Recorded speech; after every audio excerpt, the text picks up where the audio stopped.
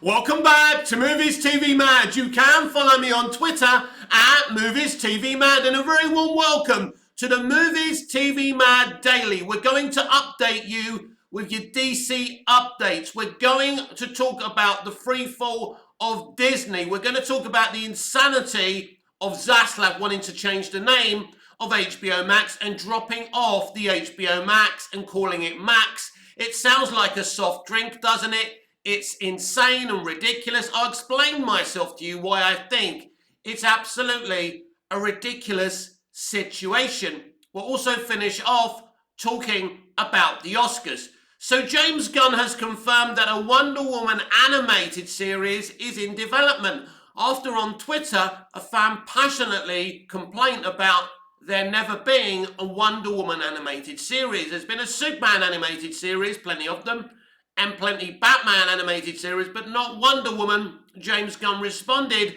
by saying, it's something I spoke about with the animation department as soon as I got here. So, in all intents and purposes, a Wonder Woman animated series is in development. What the most important thing is here is we get a brilliant, awesome, epic, emotional Wonder Woman movie. Zack Snyder and Alan Heinberg did it with the first Wonder Woman movie. Wonder Woman 2017 gave us a Wonder Woman with soul and compassion. And by the way, whatever happened to composer Rupert Gregson Williams? He composed the first Wonder Woman movie, he composed the Aquaman movie, and they haven't used him since. Rupert knows what a scene needs emotionally. And unlike most CBMs these days with their music and scores, it's utterly memorable. Why haven't they used him since? They should have used him for the Flash movie. Now, I'm sure the score for the Flash movie will be awesome. The music in the trailer was certainly awesome, but that's disappointing. But anyway, Wonder Woman needs a great movie more than an animated series. Now, if they're going to do a movie and an animated series, I'm very, very happy about that. But at the end of the day, he best be announcing a Wonder Woman movie in the next part of the Gods and Monsters DC Universe slate, or I will not be happy. And yesterday, I did speak about the situation with Wonder Woman being leaked on a trailer for Shazam! Fury of the Gods. Now, I wasn't under the impression we actually saw her properly. We did. So let me describe to you this scene. Spoiler warning. Spoilers ahead. We see Shazam holding a fake phone like he's telling Wonder Woman to call him. She smiles and says, "You need to focus on saving the world, boy." And she smiles. It's a little bit of banter. Harmless banter. There's no issue with it directly. But after Wonder Woman 84 and the mess, the hideous mess they made out of Wonder Woman, or Patty Jenkins made out of Wonder Woman with that movie, this is the last thing that Wonder Woman needed. I discussed yesterday how desperate these people are. That's why they've spoiled Wonder Woman for you. But the truth is, they haven't really spoiled Wonder Woman for you, have they now? Because we've known the whole movie, the plot synopsis, what's happening in every scene for over a year. We've had full knowledge that Wonder Woman was going to be in this movie. I told you over a year ago that Wonder Woman would be in this movie. They're not actually spoiling it, but there are some people who are not on the internet all the time and now know that Wonder Woman is in the movie. Because these are very desperate people. This movie is being projected now for under a 40 million domestic weekend. That's terrible for a CBM. So these are very, very desperate times for Warner Brothers Discovery. In fact, Shazam! Fury of the Gods actress Faith C. Herman has posted about people being happy about things not being successful. Now, I like Faith. We've spoken on Twitter before. Very good actress. I like her. But the point is that, I'm not sure actually, is she in Shazam! Fury of the Gods? Is that the actress or is she from something else? I don't know. Anyway, basically, I did respond to her, and I tried to explain the situation to her. I even gave her an analogy about Burt Reynolds. When Burt Reynolds was the biggest movie star in the world, you know, Kind and Compassionate Hollywood started spreading rumors that he was HIV positive. Of course, he never was. Now, back in the 80s, that was poison to your career, because people would conclude if you were HIV positive, you were gay, and basically it didn't pay to be gay back then. Do I agree with this? Wholeheartedly no. But that was the culture that Hollywood was in and what people in general thought back then. Hollywood isn't a nice place. I also tried to explain to her that previous leaderships had acted unkindly to certain people, and it's a very complex issue. So that's why some people, aka Snyderverse stans, are being unkind about Shazam! Fury of the Gods. It's not a personal thing. It didn't help a couple of years ago when Zachary Levi was on stage mocking the chance of release the Snyder Cut happening. Guess what? It happened, and he ended up having egg on his face because he's a Peter Safran dude. He's from that Walter Marder era of the DCEU. Utterly problematic, and I think this is what Faith doesn't understand. It's unfortunate that it's looking like Shazam! Fury of the Gods isn't going to make a lot of money, and that people don't care about that movie, because I believe from what I'm hearing, it's a delightful movie. I think it's just like a Saturday afternoon matinee kind of movie. You go there, you enjoy it, it's good, it doesn't really make you think or ask questions. It's just an entertaining movie about a young teenager finally taking responsibility and becoming a man rather than being a boy. That's what this movie is all about. Now, a site was spreading a rumour that there's been a casting call out for Lois Lane and Superman and other characters in Superman Legacy. James Gunn has debunked this. This is what's good about James Gunn. This can't be debated. He always makes sure that fans are not misinformed, and that's one thing I like about him. He said that no casting calls have been put out at this point. He's made clear on multiple occasions that his process of casting is that he doesn't do any until he's finished writing the script. He has not finished writing the script. And even when he does, he's probably going to go back and rewrite the script again and again. It's a long, drawn-out process. This movie won't even go into production until 2024. It's not set to release till the summer of 2025. So be patient. There's a long time to go with that movie. So there, your DC Universe and DC updates. Now let's talk about Disney in freefall. Now I touched on this a little bit the other day with my Star Wars video. But Bob Iger just being back shows you what trouble Disney are in. They're desperate and they're in freefall. He's now started discussing re-embracing physical media. And I embrace that because I love physical media. And I think this is something we'll see in the music industry as well. You know, downloads have taken over the way we listen to music and Spotify and things like that. But they've basically got rid of the hard copy. It's not the way music is kind of listened to these days or counted when you're listening to your top 40 on a Sunday or whenever they do it. They used to do it on a Sunday when I was a boy, and I used to love listening to the top 40 on Radio 1 with Bruno Brooks. He used to do it really, really in an exciting fashion. So they're embracing physical media. Let me give you the translation of this, because Disney Plus has failed. Repeat after me. Disney Plus has failed. Do you remember when Access Media told us that Disney were going to destroy every single streaming service, especially Netflix? But what's actually happened here, with so many streaming services, Disney Plus, Paramount Plus, HBO Max, and etc., they've eaten each other alive. When everyone does the same thing because it's a trend, and this is what Hollywood does. Hollywood studios said, why should Netflix have it all their own way? This is a way to keep people at home. we can close up the movie theatre. That was their attempt. They were going to do pay-per-view. They have been doing pay-per-view. They were doing pay-per-view on Disney Plus and other platforms during the COVID pandemic and lockdowns. And they thought they could permanently close down the movie theatre and close down the manufacturing of physical media. But with great people like Christopher Nolan speaking out, especially towards, AT&T and Warner Media at the time, and attacking Jason Kilar, whose very plan was to basically put everything on HBO Max. We saw what they were going to do with the DCEU before Gunn and Safran came on board. They had more projects announced for HBO Max over the premise of the movie theatre, and that is a fact. So they're in big trouble. Disney Plus is leaking subscribers every day.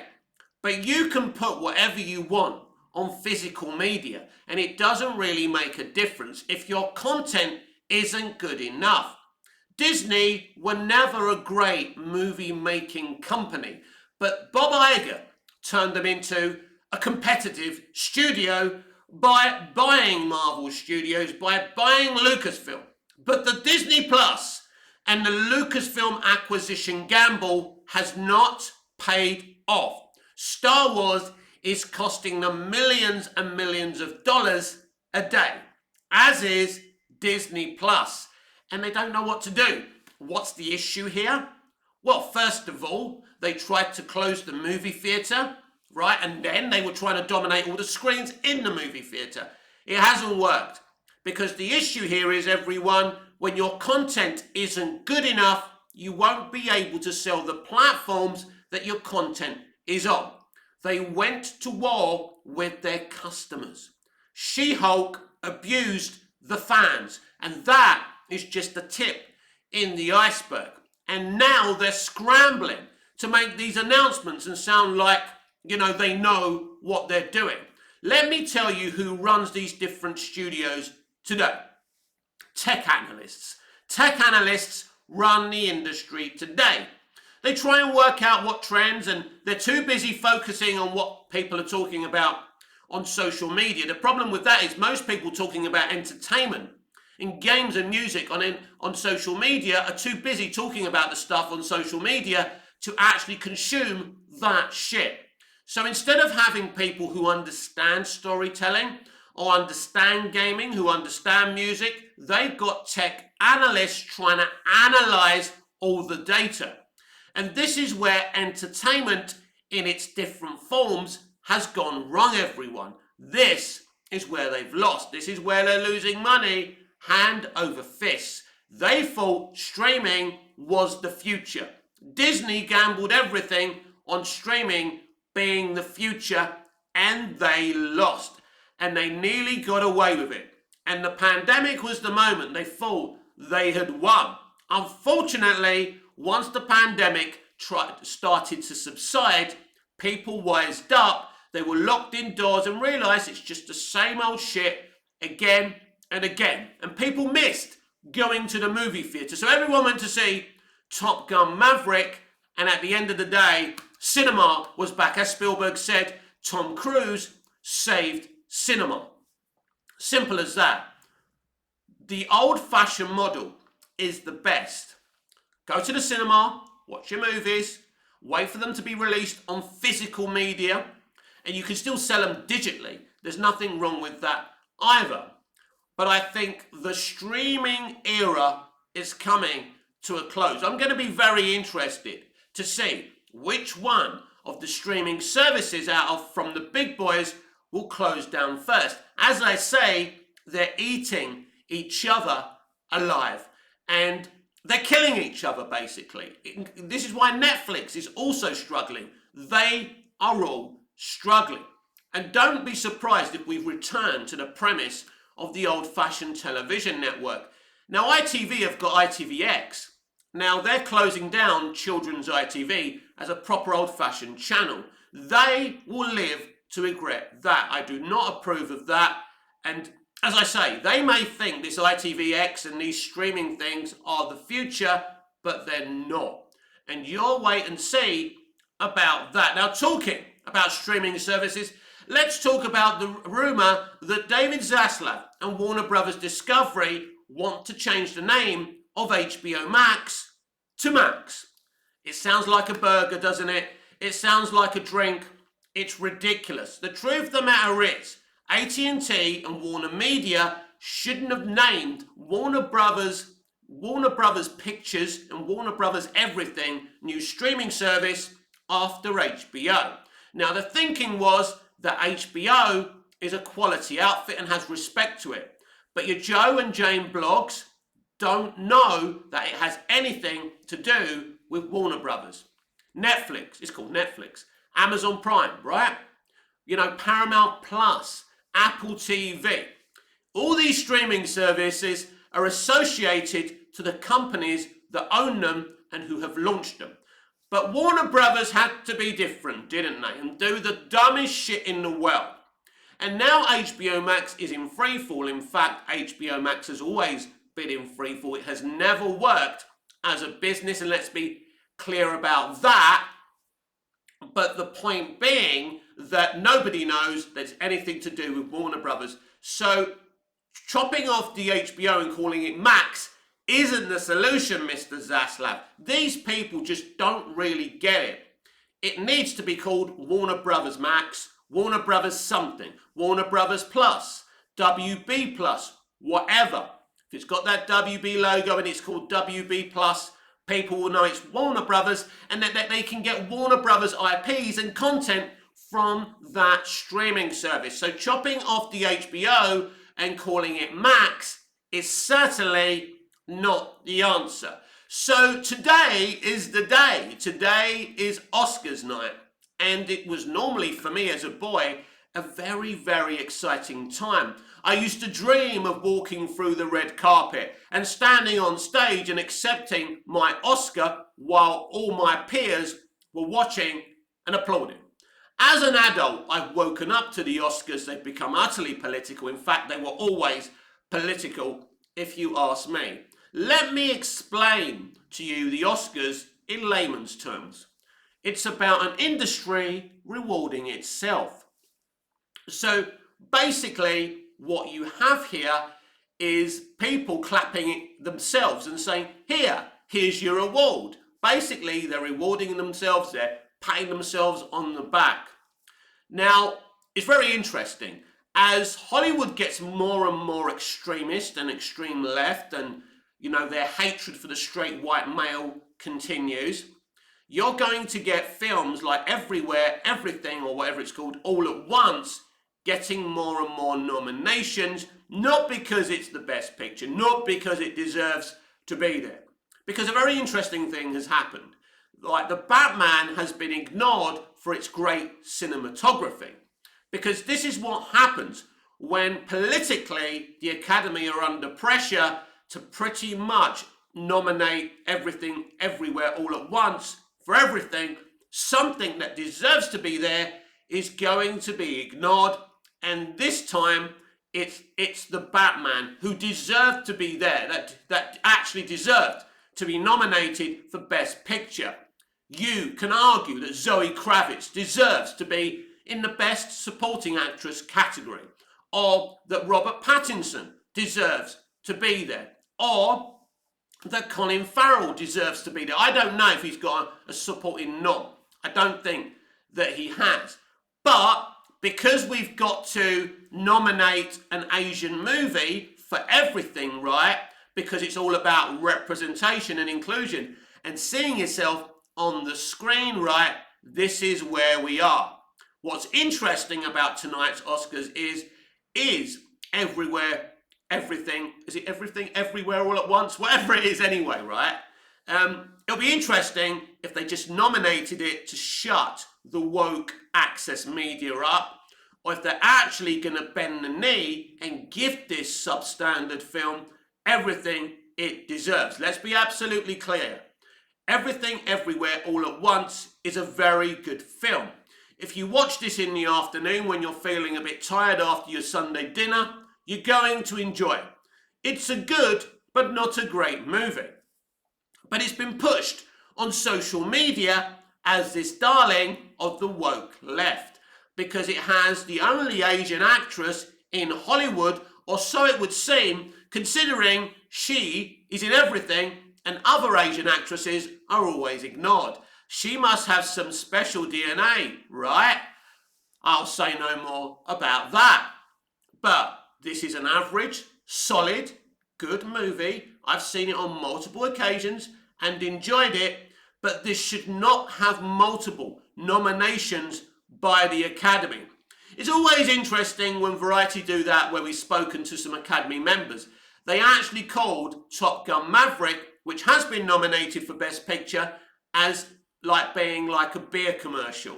Now, what bullshit is that? In fact, one member said they couldn't sit through Everything Everywhere All at Once, which is also bullshit, if you ask me. They always find some fucking idiot. But basically, the Academy is a highbrow democracy. Everyone has their opinions on what the best movie is.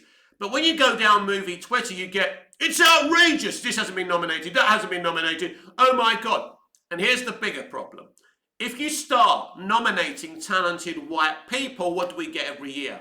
Hashtag Oscars so white. We are in a lunatic environment these days, and you can't vote for talent anymore, you know.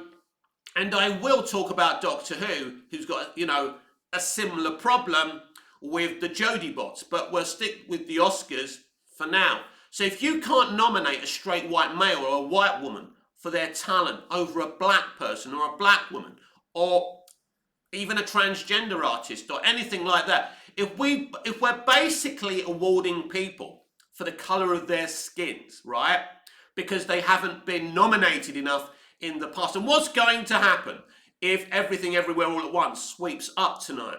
The first that this is all woke access media are interested in. And this is where we are today, everyone. And this is why this industry is in trouble. That's what I was talking about earlier with Bob Iger. Bob Iger is back because Disney have become a really, really extremist company. And unless they change, unless they all change, if they don't start rewarding the Batman cinematographers of this world, because he happens to be a white man in a movie directed by a white man and starring a white man. By the way, the movie co-stars a black woman who did a brilliant job. She is one of my favourite versions of Selena Kyle. No question about that. Where's her nomination? Because it looks to me that the talented minorities are being overlooked for the minorities that fit the bill. If you're not an extremist woman saying you hate men, as Zoe Kravitz doesn't, you're not part of the party and no one's interested in you getting rewarded. This is where we are today. Zoe Kravitz deserved the Best Supporting Actress, at least, nomination. And let's talk about the elephant in the room, Blonde. I love this actress. I think she was sensational. I think Blonde was one of my favourite biopics I've ever seen. But everyone on movie Twitter, everyone in access media shitted on this film. I will never understand the hate for Blonde, just like I will never understand the hate for BVS. But at least with BVS, people expected and were marketed a different movie, so I kind of get it. But if you give BVS a chance, it's a damn good movie. And if you give Blonde a chance, it's a damn good movie. Now, what's interesting about Blonde, a movie again that I love but most people hate, maybe someone who hates it can explain to me what the trend of hating this movie is. So anyway, you know, I think, you know, the lady who played Marilyn in this movie is she nominated for Best Actress as well? I'm not sure, but I'm quite sure that Blonde has been nominated for Best Picture. Basically, it would make me fucking laugh if this movie wins Best Picture. It would be insane. I personally think it would deserve that, but most of the outside world will think I'm mad for saying so.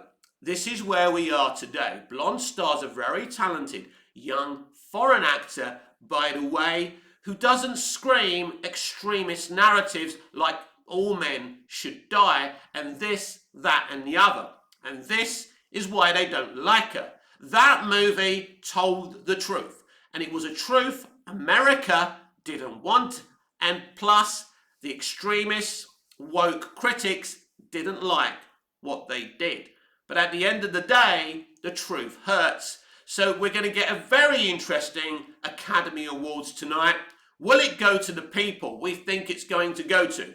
There have been shocks before. Nominations are one thing, winners are another. Oscar ratings. Will people come in to watch this year's Academy? Last year, we had the cheer moments and the public awards, and that's why it got a bit more ratings. And of course, the Will Smith slap incident certainly brought a lot more people interested into the Oscars for all the wrong reasons. Finally today, let's spend some time talking about one of my beloved characters in my beloved television shows of all time, Doctor Who. The rumour is former showrunner Stephen Moffat, and a man I have a lot of time for, could be returning to the new RTD2 era as an episode writer. The internet and Doctor Who fandom have gone ablaze. Just wait till they hear who's going to be composing Doctor Who. We'll see about that. But some people are not happy. Apparently, a white man being brought in to write Doctor Who is problematic and racist, and we're all the black people. And this is the lunacy we're in today. Jodie Botson are also not happy with David Tennant being, the guy who is the Doctor right now. It should have been a woman. Now, we've spoken about Ncuti Gatwa, a black man playing the Doctor, before. This is the only way Russell could have got away with having, a non-female Doctor. Russell didn't want a female Doctor. He knew, in terms of the bottom line, that would have been problematic. So if you give it to a talented black man, then it silences the criticism. So it's very interesting because the woke left don't seem to be saying much about Ncuti Gatwa's casting. They were applauding Jodie's casting, not so much with this one, because they know what's going on. Russell T Davies is a very clever man. Let's get this clear. Stephen Moffat has denied, because he does have a Twitter account, but he only uses it now and again. It doesn't even have a profile picture. So even if you did see it, it doesn't seem like it's his account and like it's a bot, but it's actually him. I've verified that is him. I have spoken to him on that account privately before. So he has denied in the past, ages ago in the past, that he's coming back. So right now, this is just a rumour. Maybe they're seeing how people would respond to this. I think that Russell is going to use the people he used before. That's why, Julie Gardner's back, Phil Collinson's back. I expect Murray Gold to be composing the music. I hope so, because I think he's one of the best composers in the world. Just listening to his music on CD or Doctor Who at the proms, you think, how did Chibnall ever think about getting rid of him? But that was an extremist decision as well. He wanted a black composer. Now, I liked Sagon. I liked his music. But he's nowhere near the quality of Murray Gold.